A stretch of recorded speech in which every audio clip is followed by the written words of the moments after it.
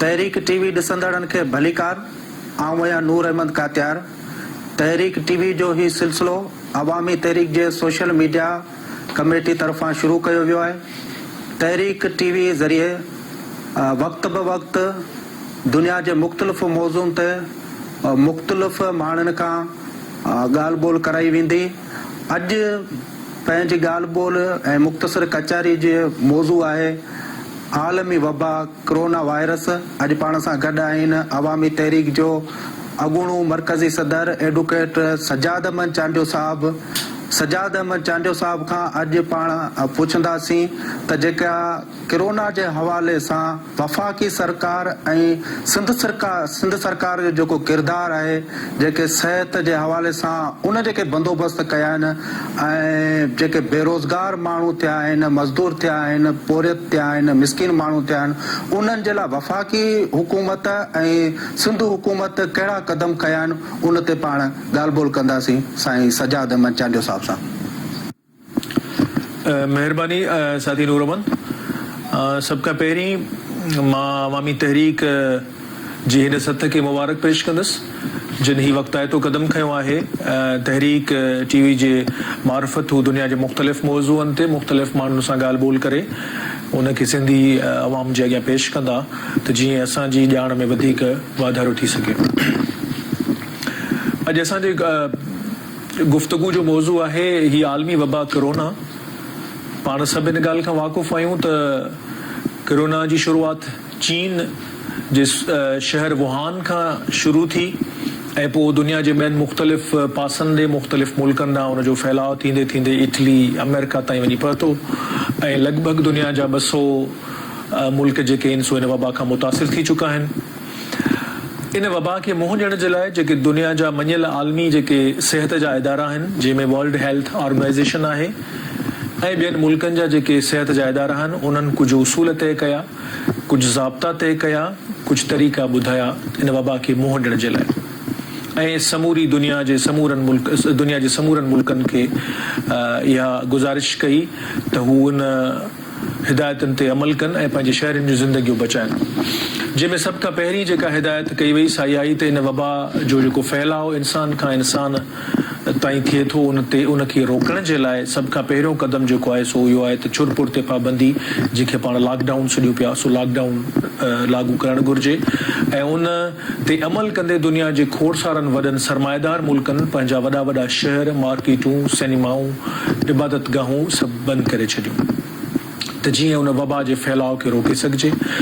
उनजो ॿियो क़दम जेको तमामु अहम आहे उहो इहो ॿुधायो वियो आहे त हिकु त फैलाव खे रोकजे ऐं उनखां पोइ चकास जो अमल जेको आहे उहो एतिरी तेज़ी सां कयो वञे त जीअं ख़बर पवे त इन वबा खां जेके मुतासिर माण्हू ऐं शहरी आहिनि उन्हनि खे ॿियनि शहरनि खां अलॻि करे उन्हनि खे हिकिड़ो कंहिं सेंटर में अंदरि संदन जेको आहे सो रखियो वञे कुझु ॾींहंनि जे लाइ ऐं उते उन्हनि जी जेका सिहत जूं तिबी सहूलियतूं जेके बि घुरिबल आहिनि से खेनि फराहम करणु घुरिजनि। ऐं पोइ असां ॾिठो त दुनिया जे खोड़सारनि वॾनि मुल्कनि उन उसूलनि ते अमल कंदे शुरूआति चीन जंहिंजी कई त हुननि शहर सॼा मुकमल पंहिंजा शहर बंदि कया। उनखां पोइ चकास जो अमल तेज़ी सां वधायो ऐं जेके शहरी उन वबा खां मुतासिर थिया उन्हनि खे धार करे ॿिनि सेंटरनि में अंदरि जेको आहे सो रखियो वियो 15 ॾींहंनि ताईं, किन खे 20 ॾींहंनि ताईं, त जीअं इन वबा जे फैलाव खे रोके सघिजे ऐं जेके मुतासिर शहरी आहिनि उन्हनि जूं ज़िंदगियूं बचाए सघिजे। सॼी दुनिया सफ़री पाबंदियूं लॻाए छॾियूं। हिकु मुल्क खां ॿिए मुल्क ॾांहुं वेंदड़ जेके उॾामूं हुयूं उहे बंदि थी चुकियूं हुयूं। शहरनि जे मेल मिलाप समेत उॾाम ते सफ़र ते पाबंदियूं लॻी वयूं। पर बदकिस्मती सां असां ॾिसंदा रहियासीं त जॾहिं दुनिया इन वबा खे मुंहुं ॾेई रही ऐं दुनिया जा खोड़ सारा वॾा नंढा मुल्क इन वबा खां बचण जे लाइ पंहिंजे शहरनि जूं ज़िंदगियूं बचाइण जे लाइ वॾा वॾा क़दम खणी रहिया हुआ, पाकिस्तानी जेका वफ़ाक़ी हुकूमत आहे उन अहिड़ो को अमली क़दम खणंदे नज़र कोन आई ऐं उनजो नतीजो इहो थियो जो हींअर सरकारी अंग अखर ऐं जेके मीडिया जी मार्फत ख़बरूं पहुचनि पियूं उन मां ख़बर पई पवे त पाकिस्तान में लॻभॻि 1 लख जेके शहरी आहिनि से एयरपोर्ट जे ज़रिए ॿियनि मुल्कनि खां पाकिस्तान अंदरि दाख़िल थी चुका ऐं उन्हनि जी कंहिं बि क़िस्म जी चकास का स्क्रीनिंग एयरपोर्ट ते कोन थी, जेके पोइ मुख़्तलिफ़ शहरनि ॾांहुं वधी विया। उन खां सवाइ ॿियो जेको वॾो क़दम खणणु खपंदो हुयो असांजी वफ़ाक़ी हुकूमत समेत सूबाई हुकूमतुनि खे, त उहे सूबे अंदरि जेके थींदड़ तमामु वॾियूं मीटिंगूं, तमामु वॾियूं गॾिजाणियूं, वॾा इज्मा जेके हुया उन्हनि ते हू सख़्ती सां पाबंदी लागू कनि हा। पर बदकिस्मती सां असां पाकिस्तान में शुरूआती ॾींहंनि में फरवरी ऐं मार्च में उहो थींदे बि कोन ॾिठो, जंहिंजो नतीजो इहो थियो जो असां सभु इन ॻाल्हि जा शाहिद आहियूं त पाकिस्तान जे मुख़्तलिफ़ हिसनि में तमामु वॾा लखनि जी तादाद में, हज़ारनि जी तादाद में माण्हुनि जा मेड़ाका थिया मुख़्तलिफ़ नालनि ते, ऐं पोइ उतां खां वधीक जेको सफ़र हो मुल्क जे अंदरि हिकु सूबे खां ॿिए सूबे ॾांहुं, उहो सफ़र पिणु शुरू थी चुको हो जेको सवनि ऐं लखनि हज़ारनि जी तादाद। अॼु लॻभॻि 3 ॾींहं पूरा थिया आहिनि जेको ही सिंध हुकूमत वक़्ताए तो ऐलान कयो हो लॉकडाउन जो, उनखे 3 ॾींहं लॻभॻि पूरा थियण वारा आहिनि ऐं उन 3 ॾींहंनि खां पोइ जेका हाणोकी रिज़ल्ट आहे सिंध हुकूमत तरफ़ां जेका पधराई जंहिंजी थी आहे त लोकल ट्रांसमिशन मतिलबु जेको असांजो माण्हू आहे दाख़िली हितां जो ई माण्हू लोकल हिन तरह जो को ॿिए पट जो न, उहा लोकल ट्रांसमिशन सिंध में जेका आहे लॻभॻि 55% खां बि मथे थी चुकी आहे। मतिलबु त लॉकडाउन जेकॾहिं अमली तरह सां लागू थिए हा सिंध जे मुख़्तलिफ़ शहरनि में त पोइ लोकल ट्रांसमिशन जो एवरेज एतिरो मथे न हुजणु खपंदो हो, जेको बदकिस्मतीअ सां असां सभु इन ॻाल्हि जा ख़ुदि शहर सिंध जा जेके बि शहरी आहिनि जिते जिते जिन सहकार कयो ऐं जिन सहकार न बि कयो उहे सभु इन ॻाल्हि जा शाहिद आहियूं त सिंध में जेको मुकमल लॉकडाउन थियणु खपंदो उहो कोन थियो ऐं मुख़्तलिफ़ तरीक़नि सां वफ़ाक़ी हुकूमत उन जे विच में रंडकूं बि विझंदी रही ऐं सिंध हुकूमत वफ़ाक़ी हुकूमत जो जवाज़ ॼाणाईंदे उन ते अमल दरामद जेको कराइणु खपंदो सो कराइण खां कीबाईंदी रही। उनजो नतीजो अॼु पाण इहो पिया ॾिसूं त सिंध में जेको तेज़ीअ सां हिन वबा जो फैलाव आहे सो वधंदो पियो वञे ऐं गुज़िरियल 2 ॾींहंनि में अंग जेको वबा खां मुतासिरनि जो आहे सो 200 खां मथे ॿुधाइनि पिया। सॼी दुनिया में हिन मुसीबत जी घड़ी में समूरनि मुल्कनि कोशिश कई आहे संदन शहरियुनि जूं ज़िंदगियूं बचाइण जे लाइ तमाम खां सख़्त जेके क़दम खणी सघजनि था से हू खणनि पिया,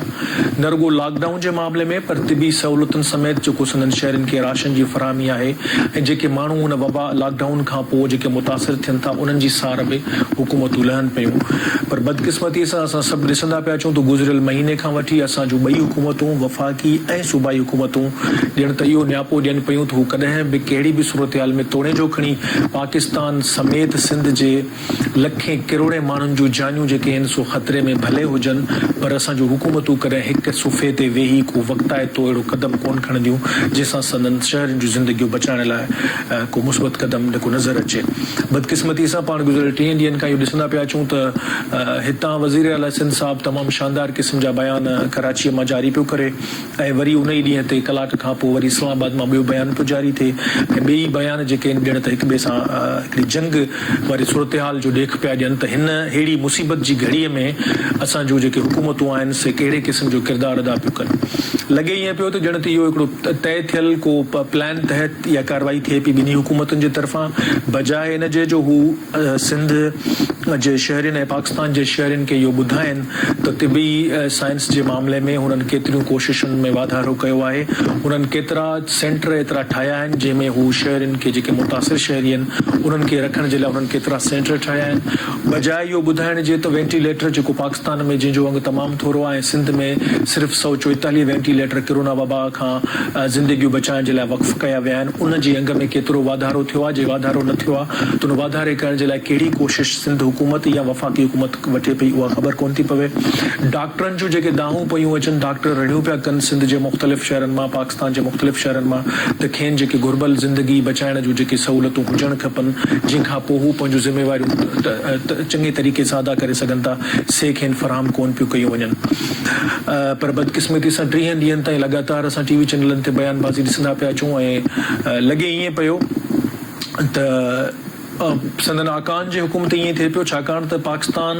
ऐं सिंध जे अवाम खां इहा ॻाल्हि शायदि विसरी कोन हूंदी। ही चंद महीना पहिरियां जी ॻाल्हि आहे। हिन वबा खां अचण खां जेकॾहिं चंद महीना पोइ हिते हलंदासीं त तव्हां सभिनि असां अखियुनि सां ॾिठोसीं त जॾहिं कंहिं हिकिड़े फ़र्द जी नौकरीअ खे वधाइण जो, नौकरीअ जो मुदो वधाइण जो मामिलो हुयो त ही समूरियूं सियासी पार्टियूं यकराए थी वियूं हिकिड़े ॾींहं जे अंदरि ऐं हिते जॾहिं लखें ऐं किरोड़े इंसाननि जी ज़िंदगी बचाइण जो मामिलो आहे त ही कंहिं बि तरह सां हिक पेज ते हिक सुफ़े ते अचण जे लाइ तयारु कोन्हनि ऐं इहो हिकिड़ो ड्रामो शुरू कयो आहे जेको 30 ॾींहंनि खां ॾिसंदा पिया अचूं त वफ़ाक़ी हुकूमत जो बयानु सिंध हुकूमत जे बयान जे उपतड़ हूंदो, सिंध हुकूमत जो बयानु वफ़ाक़ी हुकूमत जे बयान जे उपतड़ हूंदो ऐं इहा सियासी सॼी जेका जंग आहे उहा हिन महिल शुरू कई वई आहे। ॾेक बिज़ाहिर सिंध हुकूमत तरफ़ां इहो ॾिनो पियो वञे त सिंध जो जेको वफ़ाक़ सां हलंदड़ गुज़िरियल 72 सालनि वारो जहिड़ो आहे उहो को हींअर मंतकी अंजाम ते पहुचण जे तमामु घणो वेझो आहे। तंहिंजे करे सिंध हुकूमत तमामु घणो सिंध जे वसीलनि ते, सिंध जूं ज़मीनूं बचाइण ते, सिंध जो पाणी वापसि वठण ते केॾा सख़्तु ऐं शदीद क़िस्म क़दम खयां आहिनि जंहिंखां वफ़ाक़ जेको आहे सो सख़्तु नाला ऐं नाराज़ थी पियो आहे। पर हक़ीक़त खां असीं सभु वाक़ुफ़ु आहियूं, असीं हिन ॻाल्हि खां बि वाक़ुफ़ु आहियूं त सिंध जे सिहत खाते जी केतिरी हालत आहे। असीं हिन ॻाल्हि खां बि वाक़ुफ़ु आहियूं त गुज़िरियल 12 सालनि खां सिंध जे सिहत खाते जे नाले ते केतिरा अरबें रुपया जेके इन से हड़प थी चुका आहिनि। असां सभु हिन ॻाल्हि खां बि वाक़ुफ़ु आहियूं त 539 अरबनि जे लॻभॻि जेको बजट हो सिहत खाते जो उहो केॾांहुं वियो जो सिंध जे अस्पतालनि जी हालत हिन महिल असीं मीडिया ते जेका ॾिसूं पिया। ॿियनि खे त चढ़ियो जेको लाड़काणो जितां हिक खां वधीक वज़ीर आज़म चूंडिया विया आहिनि ऐं जेको हींअर पीपल्स पार्टी जेका इक़्तिदारी पार्टी आहे सिंध जी उनजो जेको को चेयरमैन आहे बिलावल ज़रदारी उनजी कॉन्स्टिट्यूंसी आहे उते तव्हां असां सभु अखियुनि सां ॾिसूं पिया त उतां जे अस्पतालनि जी कहिड़ी हालत आहे। त तंहिंजे करे का अहिड़ी मुतासिर कुन कारकर्दगी जेका ॾेखारणु खपंदी हुई ॿिन्ही हुकूमतुनि कोन ॾेखारी आहे ऐं इहो हिकिड़ो ढोंग ड्रामेबाज़ी जेका सियासी बयानबाज़ी पई हले पई आवाम खे उन ॻाल्हि खां हटाइण जे लाइ जो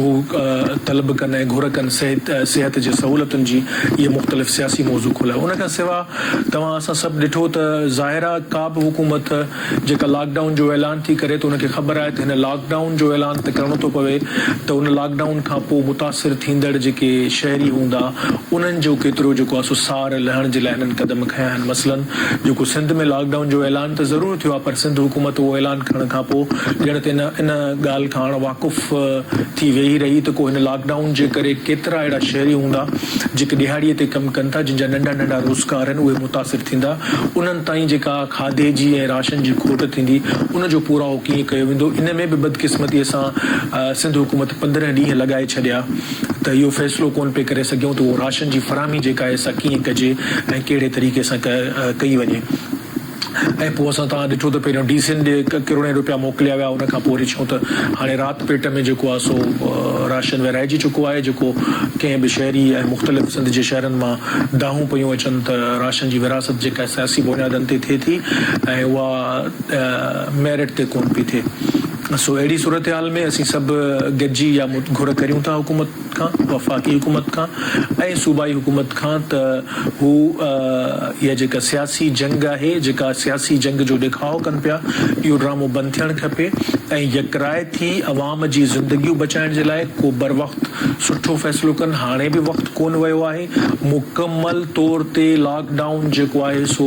लागू थियणु घुरिजे पूरे मुल्क में। असांजे सिंध में त हर सूरत में लॉकडाउन लागू थियणु खपे ऐं लॉकडाउन खां पोइ जेके बि शहरी मुतासिर थियनि था जिन खे खाद खुराक जी ऐं रोज़गार जी खोट थिए थी सिंध हुकूमत जी इहा ज़िम्मेवारी आहे त हू पंहिंजो फ़र्ज़ु अदा कंदे उन्हनि ताईं राशन जी फराहमीअ खे यकीनी बणाए। उन सां गॾोगॾु सिंध हुकूमत जो इहो बि फ़र्ज़ु आहे त हू शहरी जेके मुतासिर थियनि था चकास जो जेको अंग आहे एवरेज आहे उहो वधाइणु घुरिजे त जीअं जेकॾहिं तव्हां मरीज़ खे शिनाख़्त नथा करियो सुञाणो कोन पिया ऐं उनखे आम माण्हुनि खां धार न पिया कयो त पोइ ही लॉकडाउन जेको आहे कंहिं बि तरह सां फ़ाइदे वारो नतीजो कोन ॾेई सघंदो। तंहिं करे लॉकडाउन सां इहा ॻाल्हि लाॻापियल आहे त तव्हां लॉकडाउन जो ऐलान त करियो था ऐं लॉकडाउन जेकॾहिं तव्हां सुभाणे लागू बि करियो था मुकमल तरह सां त उनजो ॿियो जेको क़दम आहे उहो लाज़मन आहे त तव्हां चकास जो जेको अंग आहे सो वधायो ऐं उन्हनि शहरनि खे जेके हिन वबा खां मुतासिर थी चुका आहिनि उन्हनि खे ॿियनि आम शहरनि खां धार करे अलॻि हंधनि ते रखियो वञे त जीअं हिन बीमारी जे फैलाव खे रोके सघूं। उन सां गॾोगॾु ऐं सिंध में रहंदड़ समूरनि सिंधियुनि खे इहा गुज़ारिश कंदुसि त लॉकडाउन ते अमल कयो वञे बिला वजह बिना कंहिं सबब जे घर खां ॿाहिरि निकिरण खां खुदारा बंदि कयो पंहिंजो इहो निकिरणु जेको बि आहे बिना कंहिं सबब जे, छाकाणि त हीअ वबा एॾी ख़तरनाक आहे जो हीअ को रंग नस्ल ज़ात पात ॿोलीअ खां वाक़ुफ़ु कोन्हे। हीअ जंहिंखे बि लॻे थी जेकॾहिं हिकिड़ो फ़र्द हिन वबा खां मुतासिर थिए थो त हू पाण सां गॾु पंहिंजो सॼो ख़ानदान हिन वबा में मुतासिर करे पियो। तंहिंजे करे महिरबानी करे हिन वबा खां बचण लाइ जेके बि क़दम आलमी तौर ते उसूल ते थिया आहिनि उन्हनि जी पासदारी करियो। महिरबानी। सजाद अहमद साहब, तव्हांजी महिरबानी। तहरीक टीवी ॾिसंदड़नि खे गुज़ारिश आहे त तहरीक टीवी ॾिसण जे लाइ उनखे सब्सक्राइब करियो, बटन दॿायो त जीअं ईंदड़ असांजा जेके प्रोग्राम थियनि उहे तव्हां ताईं बर वक़्तु पहुची सघनि। ऐं असीं तव्हांजो इंतज़ार में रहंदासीं त तव्हां कमेंट करियो या असांखे पंहिंजे राय खां आगाह करियो।